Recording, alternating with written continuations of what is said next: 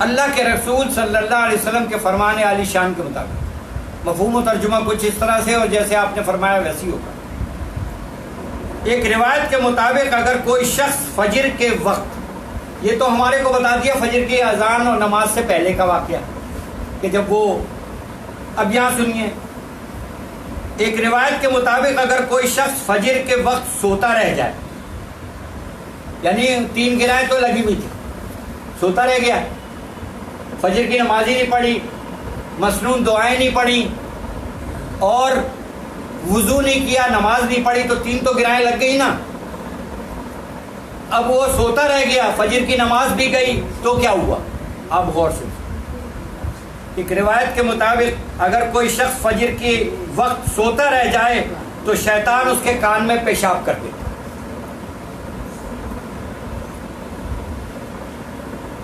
تصور ہے؟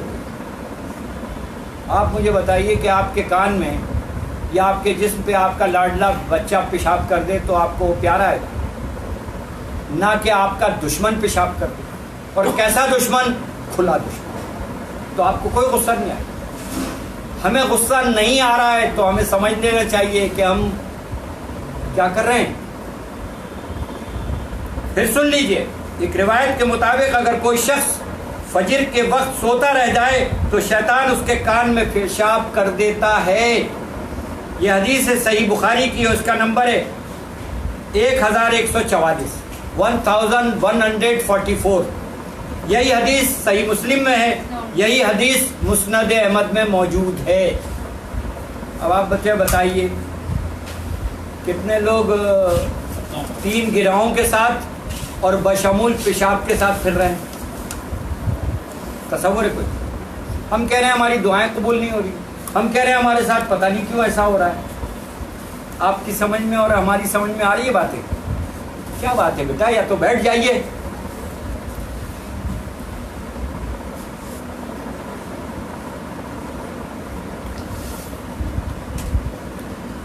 ہمیں یہ سمجھ لینا چاہیے اور یہ ذہن میں رکھیے گا، یہاں لفظ آیا پیشاب.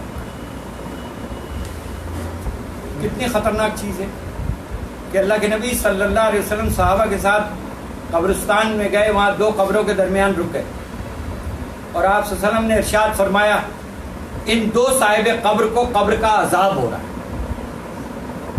صحابہ حیرت میں رہ گئے، سکتے میں آ گئے اور خاموش ہو گئے. آپ نے فرمایا ایک کو اس لیے ہو رہا ہے کہ یہ پیشاب کے چیٹوں سے نہیں بچتا تھا جی، اور دوسرا چغل خوری کرتا تھا. پیشاب کے چھینٹوں سے نہ بچنے والے کو تو قبر کا عذاب ہو رہا ہے، اور جس کے کان میں رات کو صبح فجر کے وقت شیطان پیشاب کر دے اس کو اللہ چھوڑ دے گا. تو برائے مہربانی ہوش میں آ جائے. فجر اور عشاء آپ صلی اللہ علیہ وسلم نے فرمایا بہت بھاری ہے مومن کے. منافق کے لیے یہ 2 نشانیاں کافی ہیں، اس پہ فجر کی اور عشاء کی نماز بڑی بھاری. اب اندازہ لگا لیجیے. آگے سنیے،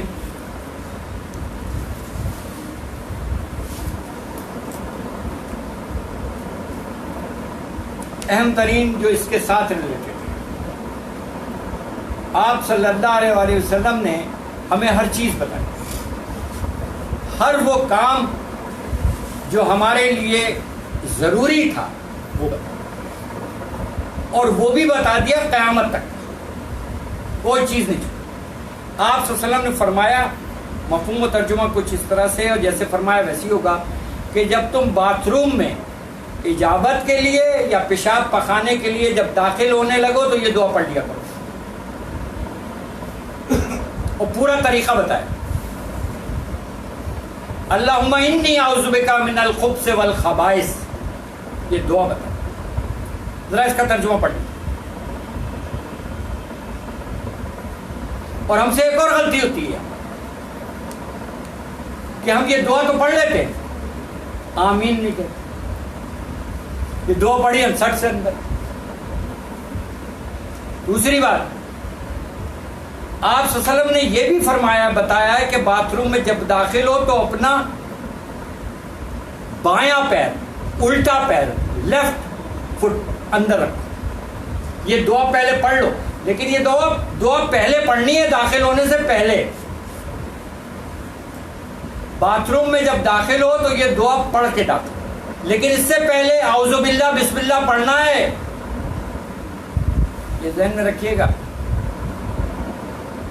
اندر آپ داخل ہوئے تو اب آپ نے خاموش رہنا ہے. باتھ روم میں بولنا منع ہے. آپ صلی اللہ علیہ وسلم نے فرمایا کہ ننگے سر داخل مت ہوا کرو باتھ روم میں.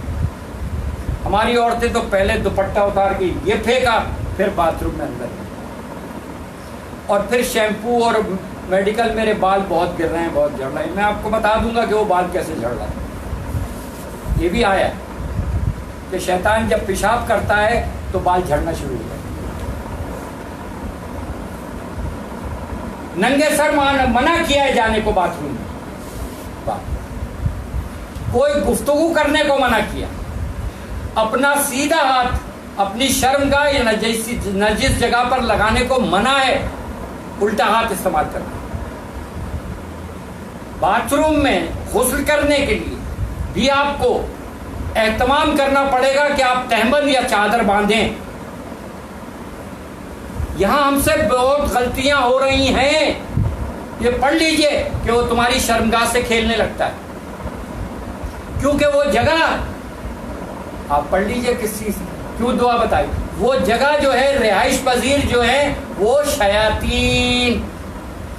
میں نے جیسے ابھی آپ کو پہلے بتایا کہ جب حضرت آدم علیہ السلام اور ابلیس شیطان کو جب زمین پہ اللہ نے اتارا تو ان کو جگہیں بھی دے دی. یہ پورے واقعات موجود ہیں. اللہ تعالیٰ نے انسان کے گھروں کو جائے سکون بنایا یہ قرآن میں. اور شیاطین کو جگہیں کون سی دی گئیں؟ سب سے اہم ترین باتھ روم یا گندی جگہیں ساری. اور انسانوں کو چاہے وہ کسی بھی دین یا مذہب پر قائم ہو, وہ گھر اپنا صاف ستھرا رکھتا ہے. یہ انسان کی فطرت ہے. اور جو گندگی و غلاظت کی جگہیں وہ شیاطین کے لیے. تو ہمیں چاہیے کہ ہمیں اللہ کے نبی صلی اللہ علیہ وسلم نے جو چیزیں بتائیں اس کو نہیں کریں گے. اچھا,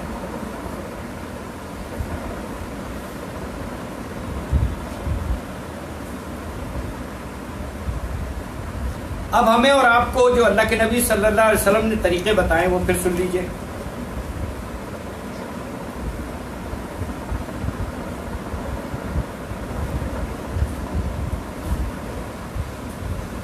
آپ صلی اللہ علیہ وسلم کے فرمان علی شان کے مطابق جب تم اعوذ باللہ بسم اللہ اور یہ دعا پڑھ لیتے ہو جو اللہ کے نبی صلی اللہ علیہ وسلم بتائیے, تو وہ جو شیاطین جنات ہیں وہ تمہاری شرمگاہ کو دیکھ نہیں سکتے. اس کی وجہ سے پردہ ہے. اللہ کتنا ہمارے اوپر احسان کر رہا ہے, کتنا فضل کر رہا ہے, کرم کر رہا ہے. لیکن اگر کوئی یہ دعا اور بسم اللہ نہ پڑھے تو وہ پردہ نہیں رہتا. پھر شیطان جو ہے وہ اس کے جسم سے کھیل رہا ہوتا ہے. یہ بھی لفظ بسم اللہ ان کے درمیان آڑ بن جاتا ہے, رکاوٹ بن جاتی ہے. اور یہ حدیث ہے ترمذی شریف کی, اس کا نمبر ہے 606 606.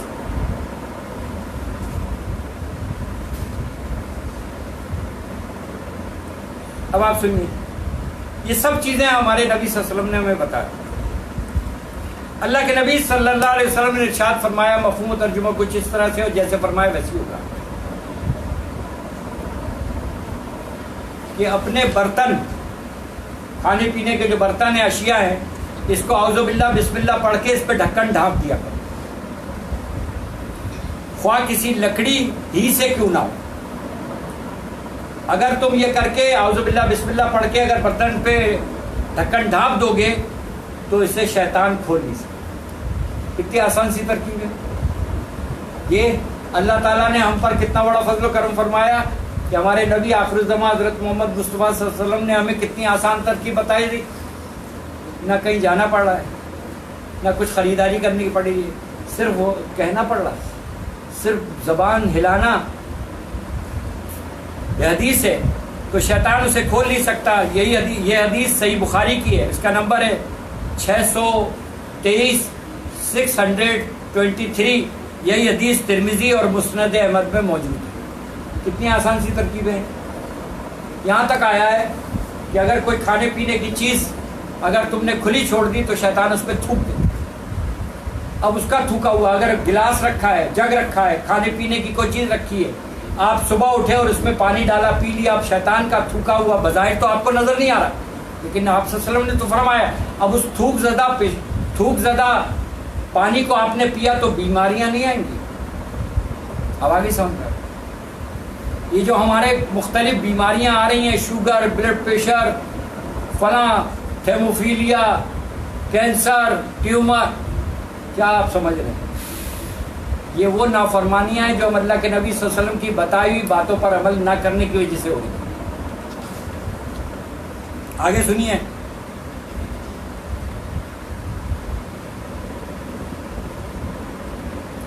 جب کوئی شخص اللہ کا نام لے کے, یعنی وہی اعوذ باللہ بسم اللہ پڑھ کے جب اپنے گھر میں داخل ہوتا ہے اور کھانا کھاتا ہے, اور یہ اعوذ باللہ بسم اللہ پڑھ کے کھانا کھانا شروع کرتا ہے, تو شیطان اپنے چیلوں سے کہتا ہے کہ تمہارا یہاں کوئی ٹھکانہ نہیں اور نہ ہی کھانا ہے, اور اگر کوئی شخص بسم اللہ نہ پڑھے تو یہ چیزیں اس کو سب کو شیطانوں کو مل جاتی. اب بتائیے ہم سے کیسی غلطیاں ہوں, غلطیاں ہم کر رہے ہیں, برا بھلا دوسروں کو کر رہے ہیں. آپ صلی اللہ علیہ وسلم نے ہمیں صرف تولہ بھر کی زبان ہلانے کو تو کہا ہے, اور کیا کہا ہے, وہ ہم سے نہیں ہو رہا ہے.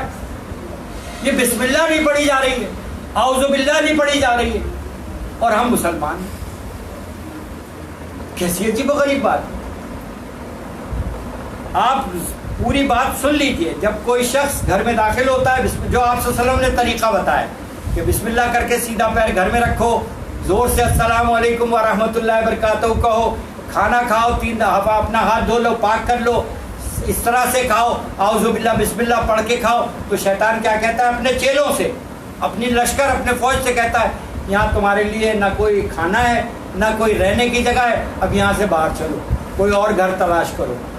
یہ حدیث ہے مسند احمد کی, اور اس کا نمبر ہے 17488, 17484.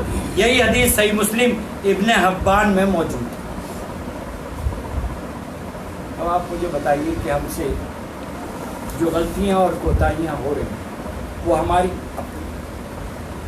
قرآن مجید فرقان حمید میں اللہ تعالیٰ فرماتا ہے, مفہوم و ترجمہ کچھ اس طرح سے, اے انسان تجھ تک جو کوئی خیر و بھلائی پہنچتی ہے وہ من جانب اللہ, اور تجھ پر جو کوئی آفت اور مصیبت آتی ہے وہ تیرے اپنے قصبہ عمل سے ہوتی ہے, یعنی تیرے اپنے کرتوتوں سے ہوتی ہے.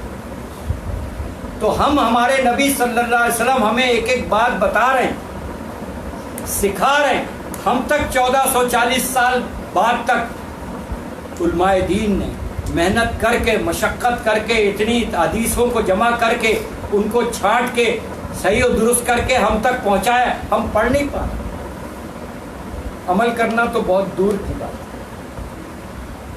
آج ہمارے گھروں میں جو کچھ ہم جس حال میں, کون سا ایسا گھر ہے کہ جہاں بیماریاں اس وقت نہیں؟ کون سا ایسا گھر ہے جہاں بیماریوں پر اٹھنے والی رقم کا اچھا بڑا حصہ اس بیماریوں پر ہی جا رہا ہے؟ ہماری پریشانیاں, ہمارے دکھ, ہماری زندگیوں میں تکلیفیں اور اذیتیں صرف اور صرف اللہ کے احکامات کو نہ ماننے اور طریقہ کار جو نبی کریم صلی اللہ علیہ وسلم نے ارشاد فرمایا اس پر عمل نہ کرنے کی وجہ سے ہو رہا ہے. کسی نے کوئی جادو وادو نہیں کرایا, ہمارا اپنا کیا دھرا ہے. ہمارے کو لگا دیا شیطان نے اور شیطان نما انسانوں. جب ہم جاتے ہیں نا کسی کے پاس جو بیٹھا ہوتا ہے کٹ ملا, جو جادو ٹونے, آؤ آپ کو جوان بنا دوں, ہمارا تعویذ 7 سمندر پار کام کرے گا. کراچی کے در و دیوار, ٹرین میں بیٹھے آپ کو دیواریں کالی نظر آئیں گی. میں تو درخواست کروں گا علماء دین سے اور حکومت وقت سے کہ یہ جو فتنہ و فساد برپا کرنے والی یہ جو قبیل ہے اس کا قلع کما کریں, اس کے لیے تحریک چلائیں, اس کو ختم کریں کہ جس نے فتنہ و فساد پیدا کیا ہوا ہے, کھلے عام جادو ہو رہا ہے، کھلے عام تعویذ گنڈے اور لوگوں کو متنفر کیا جا رہا ہے، لوگوں کو دین سے ہٹایا جا رہا ہے، ان کے دین اور ان کے ایمان کو ضائع و برباد کیا جا رہا ہے جھوٹ بول بول کے۔ جو آ رہا ہے اس کو بتا رہے تمہارے اوپر تو جادو کیا، تمہارے اوپر تو بندش ہے۔ اب وہ کہتا ہے اچھا پھر کیا ہوگا، وہ یہ کرو یہ لاؤ، تمہارا تو پتلا قبرستان میں گاڑا ہوا ہے، مجھے تو اتنا چلا کرنا پڑے گا، یہ زعفران لاؤ فلاں، ہم اس میں لگے۔ لیکن ہم وہ کام نہیں کر رہے جو اللہ کے نبی صلی اللہ علیہ وسلم نے بتایا ہے۔ یہ یاد رکھیے، اللہ کے وہاں وہی عمل قابل قبول ہے جس پر محمد عربی صلی اللہ علیہ وسلم کی مہر ہو، اس کے علاوہ کوئی عمل اللہ کے وہاں قبول نہیں۔